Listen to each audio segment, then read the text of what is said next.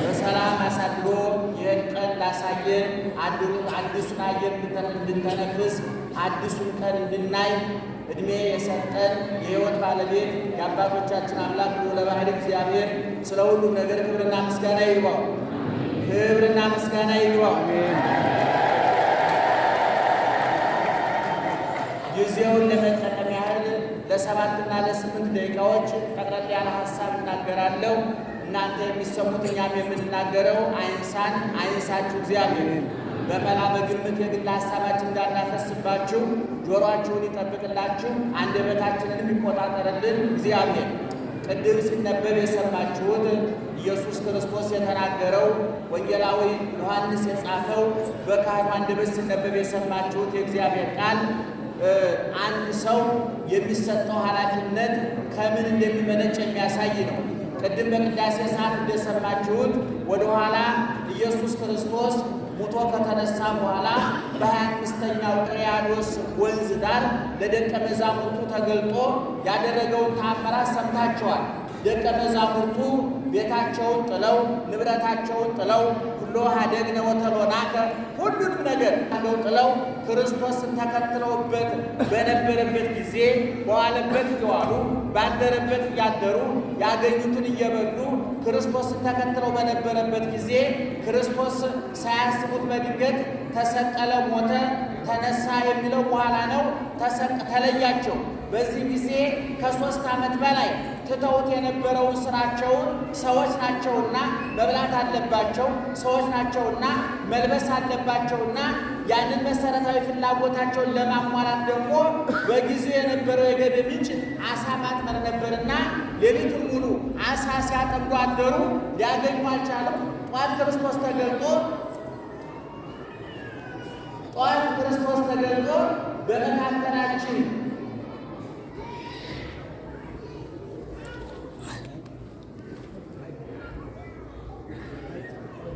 ክርስቶስ ተገልጦ ችግር ይፈጠራል። የሆነ ነገር ላይ በሚድሮም እያጣራው ትልልቅ ጦርነቶች በመረጃ ክፍተት የሚመጡ ናቸው ይባላል። ዓለማውያን ሲሆኑ እሱ አጀንዳችን አለ፣ ወደዛ እንገባል እና ክርስቶስ በስተቀኝ በኩል ጣሉት አላቸው።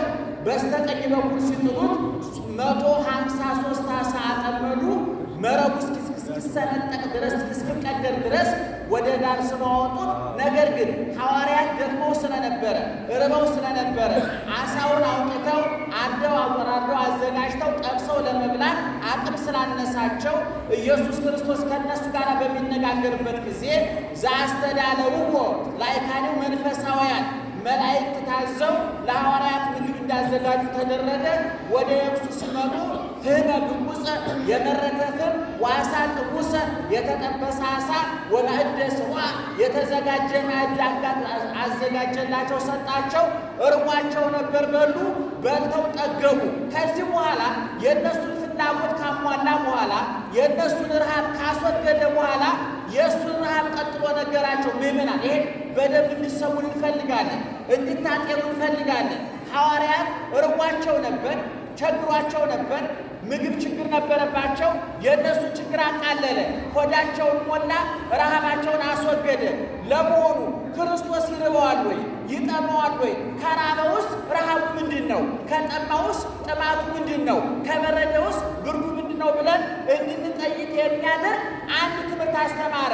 ወእምድኅረ መሱ ከበሉ በኋላ እነሱ ሆዳቸው ከሞላ ጥያቄያቸው ከተመለሰ በኋላ የእነሱ ጥያቄ ከመለሰ በኋላ ወደ እሱ ጥያቄ መጣ።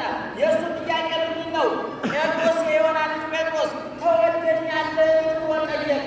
ምዕመናን አንድ ጸሐፊ ሲጽፍ ስልጣን ፍቅር ከተለየው ጭካኔ ይሆናል ይላል። ኢየሱስ ክርስቶስ ቅዱስ ጴጥሮስን ተወደኛለህ ብሎ 3 ጊዜ ጠየቀው። 3 ጊዜ ሙሉ እንደሚወደው ነገረው። የምትወደው ከሆነ በጎችን፣ ጠቦቶችን፣ ግልገሎችን ጠብቅ። በግ ትልልቆቹ፣ ጠቦት መካከለኞቹ፣ ግልገል ትንንሾች በጎች ማለት ነው። የበግ አይነት ነው። ሁሉም አንድ በጎች ቢሆንም በጎች አባቢ ትልልቆች ናቸው። መካከለኛዎቹ ጠቦቶች ወይም ቄብ የምንለው በገጠር ያገዳጅ ታምታላችሁ። ከዛ በታች ያሉት ደግሞ ግልገሎች ይባላሉ። እነዚህ ጠብቅልኝ ብሎ ጌታ ኃላፊነት ሰጠ። በአጭሩ ምእመናን እግዚአብሔር እንደምት እንደምትወደው ማረጋገጫው ስለ ፍቅር ብዙ ማውራት አይደለም። ዓለም ስለ ፍቅር ብዙ አዝሟል፣ ብዙ ገጥሟል። የብዙ ካሴቶች፣ ብዙ ሲዲዎች በዘፈን ጉዳይ ወጥተዋል። ስለ ፍቅር ያልዘፈነ፣ ያልገጠመ፣ ያልጻፈ፣ ያልተረጎመ፣ ያልተነተነ የለም። የዓለምን ላይብረሪዎች ያጣበቡት መጻሕፍት በጠቅላላ ስለ ፍቅር የሚያወሩ ናቸው። ዓለም ስለ ፍቅር ያወራል፣ ፍቅር መኖር አልቻለም። ኢየሱስ ክርስቶስ ግን ፍቅርን ለማብራራት ግጥም አልገጠመም፣ ዜማ አላዜመም፣ መጽሐፍ አልጻፈም፣ ወይም ደግሞ አንጀት የሚበላ ንግግርም አይደለም። የክርስቶስ ፍቅር መገለጫው የተቸነከረ ችግር፣ በጦር የተወጋ ጎን፣ በጥፊ የተመታ ፊት፣ ሐሞት ኮምጣጤ የጠጣ አፍ፣ የእሾህ የተደፋበት ራስ ነው።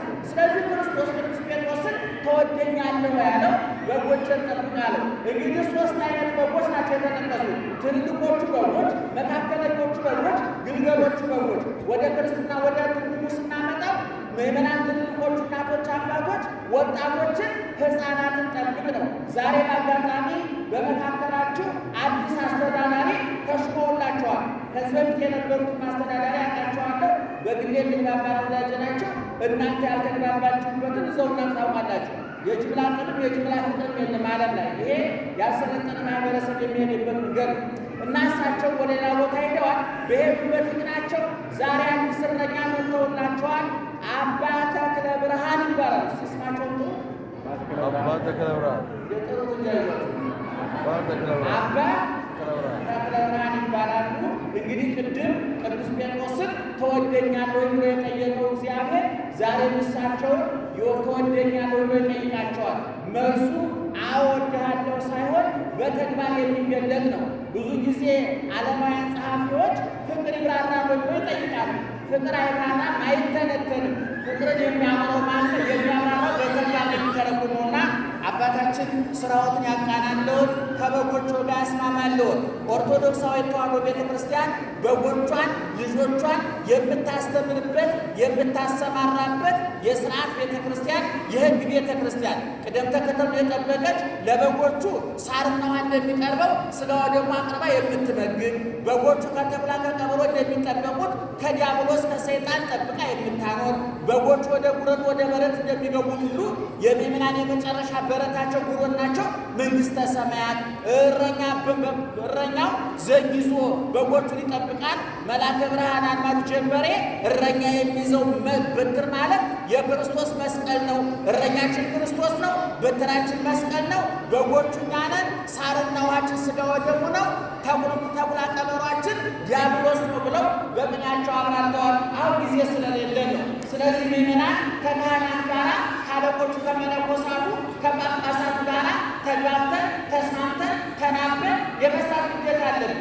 ጉዟችን ሩቅ ነው። መጨረሻችን መንግሥተ ሰማያት ነው። ኦርቶዶክሳዊ ተዋሕዶ ቤተ ክርስቲያን ከብሉይ ተነስታ በሐዲስ አልፋ መንግሥተ ሰማያት መነሻዋ ብሉይ መገስገሻዋ ሐዲስ መዳረሻዋ መንግሥተ ሰማያት ይሆንላል። የክርስቶስ ውሃ ልክና መሰረቷ መደምደሚያና ጉልላቷ ክርስቶስ ይሆንላል። ለበጎቿ ምን ማድረግ እንዳለባት የምታውቅ ጥንቅቅ ብላ ተሰርታ ያለቀች